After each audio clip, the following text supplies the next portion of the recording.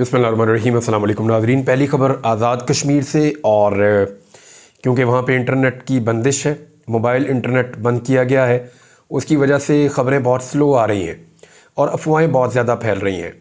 कुछ ऐसे सहाफ़ी जिनको ख़बरें फ़ीड की जाती हैं और वो ग्राउंड रियलिटीज़ के बजाय कुछ और ख़बरें देते हैं, वो बाज़ औक़ात इसको करार दे रहे हैं इंडियन साजिश। कभी वो कह रहे हैं कि तमाम मामलात हल हो चुके हैं, लोग वापस जा रहे हैं, और कभी फिर कुछ और ख़बरें आ जाती हैं।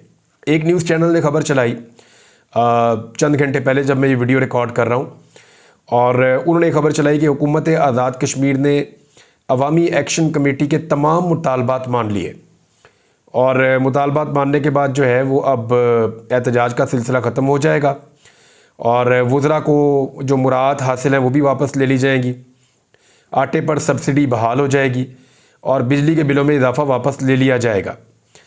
अब ये इस किस्म की ख़बरें एक तरफ आ रही हैं कि अवामी एक्शन कमेटी वफद से मुज़ाकरात कमिश्नर रावलाकोट की रिहाइशगाह पर हुए और कमेटी की तरफ से शौकत नवाज़ मीर और उमर नज़ीर कश्मीरी और दीगर शरीक हुए, और दूसरी तरफ से जो है वो हुकूमती नुमाइंदगान थे और कहते हैं जी ये मामला हल हो गया। लेकिन सेम टाइम में दूसरे नेशनल न्यूज़ चैनल के वेबसाइट के ऊपर जो ख़बर है वो इससे बिल्कुल मुख्तलिफ है। वो ये कह रहे हैं हुकूमत से मुज़ाकरात नाकाम हो गए। Azad Kashmir joint action committee का एहतजाज जारी रखने का ऐलान भी सामने आ गया है।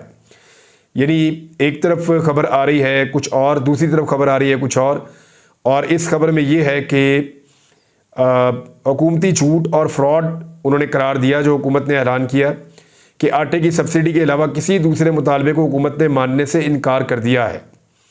तमाम काफ़िले अब मुजफ्फराबाद की तरफ मार्च करेंगे। रावलाकोट वो मुकाम है जहाँ पे काफ़िले मौजूद थे, अब इन्हें मुजफ्फराबाद की तरफ जाना था, लेकिन मनाजिर बड़े दिलखराश हैं जो नज़र आ रहे हैं। मुजफ्फराबाद से आज हमने कुछ मनाजिर देखे कि पुलिस वाले जो चलते हुए राहगीर हैं उनको डंडों के साथ मार रहे हैं, जो उनके आसपास से गुजरता है उनको भी मार रहे हैं। खौफ फैलाने की कोशिश कर रही है पुलिस मुजफ्फराबाद में, आज़ाद कश्मीर का जो दारुल हुकूमत है। और रावलाकोट में बहुत बड़ी तादाद में मुख्तलिफ एरिया से जो जुलूस पहुँचे हैं पुंछ, वो वहाँ से अब मुजफ्फराबाद की तरफ बढ़ेंगे, और उनका ये कहना है कि काफ़ी रुकावटें हमने हटा दी हैं, बाकी रुकावटें हटाकर हम मुजफ्फराबाद हर हाल में पहुँचेंगे। बहुत सारे तालीमी इदारे, बहुत सारे दफातर, उनको बंद रखने का ऐलान किया गया है आज़ाद कश्मीर हुकूमत की जानिब से। देखिए, अगर तो ये एक कामयाबी थी तो फिर इसमें फौरी तौर पे इदारों को बंद करने, इंस्टीट्यूशंस को बंद करने, स्कूल और कॉलेजेस को बंद करने के लिए कोई ऐलान नहीं होना चाहिए था। लेकिन इस ऐलान का मतलब यह है कि अभी पूरी तरह से मुज़ाकरात कामयाब नहीं हुए, लेकिन अच्छी बात यह है कि मुज़ाकरात शुरू हो गए हैं।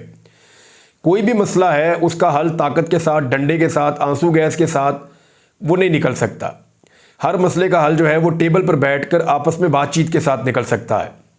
और जिस तरह की सियासी हुकूमतें इस वक्त पाकिस्तान में बना दी गई हैं, जैसे कि गिलगित बल्तिस्तान में हुकूमत तब्दील की गई, जैसा कि पूरे पाकिस्तान के अंदर जो है वो हुकूमत तब्दील की गई, जैसा कि आज़ाद कश्मीर के अंदर हुकूमत तब्दील की गई, और ऐसे लोग आ गए जिनके पास उस तरह से मैंडेट नहीं है जो पब्लिक मैंडेट होता है। तो फिर उसके बाद जो पब्लिक का गमो गुस्सा है वो आपके सामने। ये हुकूमतें, इनको जो लोग बनाते हैं ना, ये हुकूमतें उनकी शुक्रगुजार होती हैं। ये क्योंकि समझती हैं कि हमें अवाम ने नहीं बनाया, तो ये अवाम के बारे में नहीं सोचते। जब हुकूमत को अवाम बनाती है, अवाम के मैंडेट के साथ हुकूमत आती है, तो वो अब पब्लिक के बारे में सोचती है वो हुकूमत, और वो पब्लिक से ब्लैकमेल होती है कि पब्लिक नाराज़ ना हो जाए, लोगों की हमने बात सुननी है, उनको एहतजाज से असर पड़ता है। लेकिन अगर हुकूमत किसी और ने बनाई है, अवाम के मैंडेट से नहीं बनी, तो जिसने हुकूमत बनाई है ना, फिर उसकी तरफ सब देखते हैं, वो हुकूमत उधर देखती है, वो पब्लिक की परवाह नहीं करती। लोग चाहे रोते रहें, पीटते रहें, एहतजाज करते रहें, मांगते रहें, मुतालबात करते रहें, हुकूमत नहीं सोचती। हुकूमत सिर्फ ये सोचती है कि हमें तो हुकूमत दी है फलां ने, हमें तो हुकूमत किसी और चोर दरवाजे से मिली है, हमने वो दरवाज़ा बंद नहीं होने देना। तो हुकूमत ऐसा करती है कि लाखों की तादाद में पब्लिक को खुश रखने की बजाय, या करोड़ों की तादाद में अवाम को खुश रखने की बजाय, वो चंद लोगों को खुश रखती है जिनकी वजह से ये लोग मुसल्लत किए जाते हैं। ये सिंपल ये था, मैंने आपको बता दिया। इमरान खान साहब के हवाले से एक बड़ी खबर है, और पूरी पाकिस्तान तहरीक इंसाफ अब आहिस्ता आहिस्ता इस पर बात कर रही है। वो ये चाहते हैं कि इमरान खान साहब के फौरी तौर पर टेस्ट करवाए जाए अदालती अहकामात के मुताबिक। हम मुतालबा करते हैं कि इमरान खान साहब के मेडिकल टेस्ट करवाने की इजाज़त दी जाए। ये पाकिस्तान तहरीक इंसाफ के रहनुमा और सूबाई वजीर हैं दो खैबर पख्तूनख्वा के, तैमूर सलीम झगड़ा और कामरान बंगश, इन दोनों ने यह मुतालबा किया है। पहले तो इन्होंने किया, फिर और मुतालबात भी आए हैं। उन्होंने कहा कि हालिया इलेक्शन में अवामी मैंडेट पर डाका डाला गया है, और फिर इमरान खान साहब की सेहत के बारे में जहाँ वो बात कर रहे हैं वहाँ ये कह रहे हैं कि इमरान खान साहब के फौरी तौर पर टेस्ट करवाए जाएँ, और ये हमारा मुतालबा है। बैरिस्टर गौहर खान ने भी इस पर बात की है, और वो ये कह रहे हैं कि इमरान खान और उनकी अहलिया की सेहत और सलामती बुनियादी अहमियत की हामिल है और करोड़ों पाकिस्तानियों के लिए मुसलसल तशवीश की एक बड़ी वजह है। इसलिए लाजिम है कि अदालत बानी चेयरमैन इमरान खान और उनकी अहलिया के बाएतबार डॉक्टर से बाकायदगी से तिब्बी मुआयने और मेडिकल टेस्ट के हवाले से अपने अहकामात पर सख्ती से अमल दरामद यकीनी बनाए, और इस मामले पर जेल इंतजामिया और हुकूमती मशीनरी की जानिब से हुक्म अदूली का सख्ती से नोटिस ले। यानी जो हुक्म अदूली की जा रही है अदालती अहकामात की, उसका नोटिस भी लिया जाए, और इमरान खान साहब के और बुशरा बीबी साहिबा के जो टेस्ट हैं वो करवाए जाएं। ये बहुत ज़रूरी है और ये वक्तन फ़वक्तन होने चाहिए, ताकि अगर किसी किस्म का शुबा है तो वो दूर हो जाए। असद कैसर ने स्टेटमेंट दिया, उन्होंने कहा इमरान खान की गिरफ्तारी के वक्त इमरान खान के खून और पेशाब की तशखीसी टेस्टों में सबसे ज़्यादा दिलचस्पी लेने वाले, उस वक्त लोग कहते थे ना इमरान खान साहब नशा करते हैं, उनका ब्लड टेस्ट होगा, उनका यूरिन टेस्ट होगा, तो उस वक्त जो लोग बहुत उछल कूद रहे थे इस मामले में, उनके बारे में बात कर रहे हैं कि उस वक्त जो लोग बहुत ज़्यादा दिलचस्पी ले रहे थे कि उनके अपने टेस्ट करवाने हैं, अब अदालती हुक्म के बावजूद इमरान खान के ब्लड टेस्ट करवाने से क्यों इनकारी है। इमरान खान सबसे ज़्यादा वोट लेने वाला मरकज़ पंजाब और खैबर पख्तूनख्वा असम्बली में 2/3 से ज़्यादा अक्सरियत लेने वाला लीडर है। हुकाम बाला और फार्म 47 की हुकूमत होश के नाखून ले और इमरान खान को कानून के मुताबिक तमाम सहूलियात मुहैया करें। तो नाज़रीन, ये मुतालबा पाकिस्तान तहरीक इंसाफ इमरान खान साहब की सेहत को लेकर कर रही है और उनके बड़े कंसर्न्स हैं। हामिद रज़ा काज़मी साहब ने एक स्टेटमेंट दिया, उन्होंने कहा कि सुन्नी इत्तेहाद कौंसिल के सरबराह है, और उन्होंने कहा कि ये हुकूमत इसराइल की हमायती है, यही वजह काफ़ी है कि इस हुकूमत को तस्लीम ना किया जाए। वैसे मैंने पहली दफ़ा ऐसा देखा है कि कोई हुकूमत पाकिस्तान में ऐसी बनी है जो लोगों को फ़लस्तीनियों के हक़ में एहतजाज करने से मना करती है। यानी लाहौर में लोग निकलते हैं, डंडे मारते हैं, पकड़ते हैं, गिरफ्तार कर देते हैं। इस्लामाबाद में लोग निकलते हैं, डंडे मारते हैं, पकड़ते हैं, गिरफ्तार कर देते हैं। पाकिस्तान में आप फ़लस्तीन के हक़ में जहाँ निकले, हुकूमत फौरी तौर पर रिस्पॉन्ड करती है और आपको पकड़ लेती है। हालांकि इससे पहले मुझे अच्छी तरह याद है कि हुकूमतें खुद ऐलान किया करती थी कि फ़लाँ तारीख को हम फ़लस्तीनियों के हक़ में मुज़ाहरा करने जा रहे हैं। अवामुन नास से अपील करते हैं कि पाकिस्तानी बड़ी तादाद में बाहर निकले और अपने फ़लस्तीनी बहन भाइयों के साथ इज़हार यकजहती करें। ये मुझे बड़ी अच्छी तरह याद है। लेकिन अब पूरे पाकिस्तान में कोई शख्स भी फ़लस्तीनियों के लिए जुलूस निकालना चाहता है, बाहर निकलना चाहता है, तो पता नहीं हुकूमत को क्या हो जाता है, वो फौरी तौर पे पुलिस को भेजते हैं, उनको गिरफ्तार करते हैं, उन पर मुकदमात दर्ज करते हैं। रीज़न क्या है? क्या पाकिस्तान ने अंदर खाने कुछ तय कर लिया है? क्या हमारी रियासत की पॉलिसी बदल गई है? ये बहुत अजीब चीज़ है, ये बहुत अजीब चीज़ है। और जो भी शख्स ये कर रहा है उसके ऊपर मुकदमात पे मुकदमात होते चले जा रहे हैं और उसका सामना करना पड़ रहा है लोगों को। अब जमात इस्लामी ने एक बहुत बड़ी अनाउंसमेंट की है, वो खैबर पख्तूनख्वा में एक बहुत बड़ा प्रोग्राम करने जा रहे हैं। उसकी तफसीलात मैं आपको बताऊंगा, और जो वो इसके बाद अनाउंस करेंगे वो किस तरह का अवामी सैलाब होगा और वो किस तरफ बढ़ सकता है, ये सारी चीज़ें मैं आपको नेक्स्ट किसी वीलॉग में बताऊंगा। लेकिन जमात इस्लामी ने गज़ा के हवाले से सबसे ज़्यादा आवाज़ उठाई है पूरे पाकिस्तान में। अच्छा नाज़रीन, कुछ स्टेटमेंट्स हैं, मैं आपके सामने रख देता हूँ, और ये स्टेटमेंट बड़े ज़रूरी हैं। इनसे आपको हालात हाज़रा की समझ आ जाएगी कि जो लोग इंपॉर्टेंट हैं या सिस्टम को समझते हैं वो क्या कह रहे हैं। मोहम्मद मालिक सीनियर जर्नलिस्ट हैं, वो ये कह रहे हैं नून लीग और पीपल्स पार्टी इमरान खान की मकबूलियत का बोझ नहीं उठा सकते अब, और हकीकत भी यही है। इमरान खान जेल से बाहर आ गए तो उनको मुसीबत पड़ जाएगी, और मैं आपको पहले कह चुका हूँ कि जिस वक्त इमरान खान जेल से बाहर पाँव रखेगा ये मुल्क इमरान खान का हो जाएगा। और प्रैक्टिकली मैं आपको बता रहा हूँ, ये तजर्बा करके देख ले जिसको यकीन नहीं आ रहा। दानियाल अजीज़ ने कहा कि नवाज शरीफ मसाइल का हल नहीं है, नवाज शरीफ सिर्फ ये बता दे कि मुल्क में महंगाई की शरह क्या है, मैं मान जाऊंगा। इनको सिर्फ 4 ब्यूरोक्रेट्स के नाम आते हैं और इन्हीं के सर पर हुकूमत चलाते हैं बस। इन्हीं नवाज शरीफ साहब की कल तक ही उनके गुण गाते थे कि मेरा दिल जब धड़क रहा था तो उसमें से नवाज शरीफ की आवाज़ें आ रही थी। ये वही दानियाल अजीज़ है। लेकिन सियासत भी कैसी जालिम चीज़ है। शेख वकास अकरम ने एक बड़ा अहम नुक्ता उठाया। अभी कुछ हमारे सहाफ़ी जो हैं वो भी ये बात करते हैं कि देखें, आज अगर इमरान खान के ख़िलाफ़ या PTI के ख़िलाफ़ सख्ती हो रही है तो 2018 में PMLN के ख़िलाफ़ भी सख्ती हो रही थी, या उससे पहले 1-2 सालों में। तो नून लीग ने भी सख्ती बर्दाश्त की है तो PTI भी बर्दाश्त करे।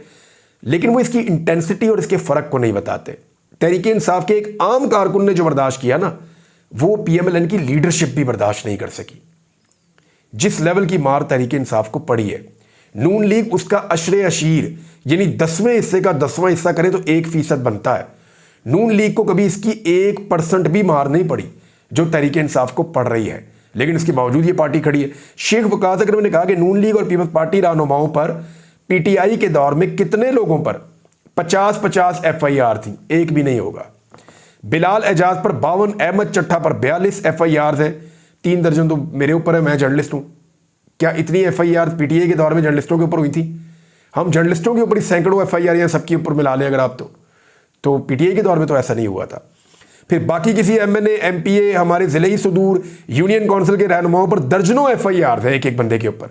शेख वकास अकरम ने सिर्फ FIR का हवाला देकर बताया कि क्या PTI के दौर में ऐसा हुआ था? नहीं हुआ था।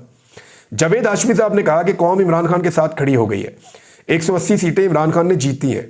लोग कहते हैं इमरान खान आज़ादी दिलवाएगा, नवाज शरीफ बुरी तरह से हारा है। अपनी दोनों सीटें शहबाज शरीफ, मरियम नवाज, हमजा शहबाज, ये सब भी हारे हैं। नहीं, लाहौर वाली एक सीट शहबाज शरीफ जीते। जो बात सही है वो करनी चाहिए। अब उन्होंने उसको एक खास तरीके से इलेक्शन कमीशन के साथ मिलकर मैनेज किया था, लेकिन उनको वोट वहां पे उन्होंने अपने पूरे कर लिए थे शहबाज शरीफ ने, चाहे बाहर से लाके पूरे किए थे। लाहौर की तमाम नशिस्तों में से सिर्फ एक सीट PMLN जीती है और वो शहबाज शरीफ वाली है, बाकी सारी PMLN हारी है। और ये मैं आपको सरकारी जो खुफिया डाटा है उसकी बुनियाद के ऊपर बता रहा हूँ, जो इनके पास मौजूद है और वो जानते हैं इस बात को। मुनीस सलाई ने एक निशानदेही की है मोहसिन नकवी के हवाले से। वो ये कह रहे हैं कि आज़ाद कश्मीर में बदअमनी है, बलूचिस्तान में खून रेजी है, सिंध में डाकू राज है, पंजाब में किसान सरापा एहतजाज है और खैबर पख्तूनख्वा में भी दहशतगर्दी के वाक़यात हो रहे हैं। ये उन्होंने जिक्र नहीं किया लेकिन मैंने कर दिया है। और मोहसिन नकवी क्रिकेट के बहाने आयरलैंड की सैर कर रहा है। इससे ना सिर्फ मुल्की दाखिली हालात और ना क्रिकेट मामला संभल सकते हैं। यानी वज़ीर दाखिला हो या क्रिकेट का चेयरमैन हो, अब वो क्रिकेट मैचेज हैं वो उधर चले गए, यहाँ पाकिस्तान के हालात जो हैं वो आपके सामने है। अनवारुल्लाह काकड़ ने एक बड़ी अजीब बात की। उन्होंने कहा मेरी वजह से आटा सस्ता हो गया, ये कैसा स्कैंडल है। भाई आपकी सोच के ऊपर अब मैं क्या कहूँ, यानी फटे मुंह आपको इतना ही नहीं पता, आप इतना ही नहीं जानते, आपको निगरान वज़ीर आज़म बना किसने दिया काकड़ साहब? ओ भाई ये मसला ये नहीं था कि आटा सस्ता करना है, वो तो आप किसान को सब्सिडी देना अगर आपने आटा सस्ता करना है। जितना पैसा आपने ज़ाया कर दिया बाहर से गंदम मंगाने में और कमीशन खोरों को आपने पैसा खाने का मौका दिया, उतना पैसा या उससे आधा पैसा आप किसान को सब्सिडी देते, आटा इससे भी सस्ता हो जाता, किसान भी खुशहाल हो जाता, उसको भी उसकी कीमत मिल जाती और साथ में रोटी भी सस्ती हो जाती। तो ये तो कमाल हो जाता। आपने किया क्या है मैं आपको बताता हूं, आपको समझ नहीं आ रही क्योंकि आप शायद इसके लिए अहल ही नहीं है कि इस मसले को आप समझें। आपने किया यह है कि पाकिस्तान के अंदर गंदम दस्तयाब थी, हमारे किसान ने उसको बेचना था, तो आपने बहुत सारा पैसा खर्च करके बाहर से गंदम मंगवा के यहां पे इकट्ठी कर दी, वो भी कीड़ों वाली मुबैना तौर पे। और अब हमारे किसान की गंदम पड़ी हुई है, उसको खरीद नहीं रहा, तो किसान का सारा पैसा ज़ाया भी हो गया और वो अगली फसल भी नहीं लगा पा रहा, उसकी गंदम कोई खरीद भी नहीं रहा, और अगर कोई खरीद रहा है तो कोड़ियों के भाव खरीद रहा है, यानी जो असल कीमत वो मांग रहा था उससे आधी कीमत में उस बेचारे को बेचनी पड़ रही है। तो एक तो आपने किसान को मार दिया, अब इससे आपने आटा तो सस्ता कर दिया, लेकिन कौम को कितने का पड़ा? एक तरफ किसान की कमर टूट गई जो पाकिस्तान की आबादी का सबसे बड़ा हिस्सा है, और दूसरी तरफ आपने क्या किया, कौम का बहुत सारा पैसा लगाया, बेशुमार पैसा लगाया और उस पैसे के जरिए से रोटी चंद रुपए सस्ती कर दी। ये कोई कामयाबी नहीं है, ये कोई फायदे का सौदा नहीं है। इसी पैसे का आधा हिस्सा अगर आप लगाते और किसान को सब्सिडी देते और गंदम की खरीदारी को सब्सिडाइज करते और फिर मार्केट के अंदर गंदम देते सस्ती करके, तो सारी चीजें सस्ती हो जाती। तो काकड़ साहब को मेरे ख्याल में पता नहीं किसने, कहां से इनको अक्ल आई है और किसने उठा के इनको वज़ीर आज़म लगा दिया, इतनी सी बात इनको नहीं पता। जमात इस्लामी ने तो ये भी कह दिया है कि इनको हिफाजती तहवील में ले ले, जिस तरह के इंतजाम किए जा रहे हैं, 45 के बजाय 47 से हुकूमतें कायम की जा रही हैं, इनको तो काकड़ साहब को हिफाजती तहवील में लेना चाहिए जब तक ये मामला हल नहीं हो जाता। राणा सनाउल्लाह ने कहा कि हुकूमत चीफ जस्टिस की मुद्दत मुलाजमत नहीं बढ़ा रही, लेकिन ये बढ़नी चाहिए। अब ये बड़ी बड़ी ख्वाहिश है बड़े बड़ों की। बिलावल ने भी बात की है अदलिया के अंदर कुछ रिफॉर्म्स लाने के लिए, जजेस की तैनाती कैसे होगी। साथ में राणा सनाउल्लाह साहब भी अब ये कह रहे हैं, बहुत सारे और लोग भी कह रहे हैं, तो दाल में कुछ तो काला है। और चीफ जस्टिस की जो एक्सटेंशन वाला सारा मामला था उसके ऊपर जो है अतर मिनुल्लाह साहब ने और जनाब मंसूर अली शाह साहब ने 2 सुप्रीम कोर्ट के मुअज़्ज़िज़ जज साहिबान ने ओस डाल दी है। यानी अब वो इतने आराम से एक्सटेंशन ले नहीं पाएंगे, क्योंकि मखसूस नशिस्तों वाला मामला जो है वो अब खटाई में पड़ गया है। 2/3 अक्सरियत अब मौजूद नहीं है हुकूमत के पास, जिसकी बुनियाद पे वो कादी साहब को एक्सटेंशन दें। देखते हैं इसके लिए वो क्या बंदोबस्त करते हैं। नाज़रीन, एक बहुत अजीब स्टेटमेंट शहबाज शरीफ साहब ने दिया है। आखिर में मैं आपके सामने वो स्टेटमेंट रख देता हूँ कि मोहम्मद बिन सलमान की क़यादत में माशी इनकलाब ला सकते हैं। क्या वाकई आप पाकिस्तान के वज़ीर आज़म हैं? पाकिस्तान एक आज़ाद और ख़ुद मुख्तार मुल्क है। हम सऊदी अरब की बहुत इज़्ज़त करते हैं, उनकी बहुत तकरीम है, उनके हुक्मरानों की बहुत इज़्ज़त करते हैं और उनके साथ बेहतरीन ताल्लुकात चाहते हैं, बरादराना इस्लामी ताल्लुकात। लेकिन हमारी मईशत की बेहतरी में वो क़यादत क्यों करेंगे शहबाज शरीफ साहब? उनकी क़यादत में क्यों? यानी आप तो ऐसा कह रहे हैं कि पाकिस्तान की अगर कोई क्रिकेट टीम बने और सऊदी अरब की बने तो उनकी टीम का कैप्टन जो है वो हमारी क्रिकेट टीम का भी कैप्टन बन जाए। ये तो नहीं हो सकता। आप एक आज़ाद, खुद मुख्तार और अलग मुल्क है, लिहाजा हमारी क़यादत हमारे लोगों ने कर दी है पाकिस्तान के अंदर से। लेकिन शहबाज शरीफ साहब की बड़ी गुलामाना किस्म की सोच है, बहुत ही ज़्यादा, बिल्कुल ही गुलामों वाली सोच है। और वो कहते थे ना एक दौर में कि बेगर्स आर नॉट चूजर्स, तो एग्जैक्टली इनकी सोच वही है। फवाद चौधरी ने इसका बड़ा हसीन जवाब दिया है, मैं वो पढ़ के आपको सुनाता हूँ, फिर ख़त्म करते हैं वीलॉग। उन्होंने कहा सऊदी अरब के लिए मोहब्बत और एहतराम है, लेकिन शहबाज शरीफ साहब जब बात करें तो उन्हें ये एहसास रहना चाहिए कि वो एक आज़ाद और ख़ुद मुख्तार मुल्क में वज़ीर आज़म की कुर्सी पर बराजमान कर दिए गए हैं। ये सानिया है कि आप ऐसे अल्फाज इस्तेमाल करें कि पाकिस्तान किसी भी दूसरे मुल्क के तुफ़ैल या तुफ़ैली के तौर पर चलेगा। शहबाज शरीफ के अल्फाज इंतहाई नामुनासिब हैं, इस पर उन्हें पाकिस्तान के अवाम से मादरत करनी चाहिए। अब तक के लिए इतने, अपना ख्याल रखिएगा, अपने इस चैनल का भी। अल्लाह हाफ़िज़।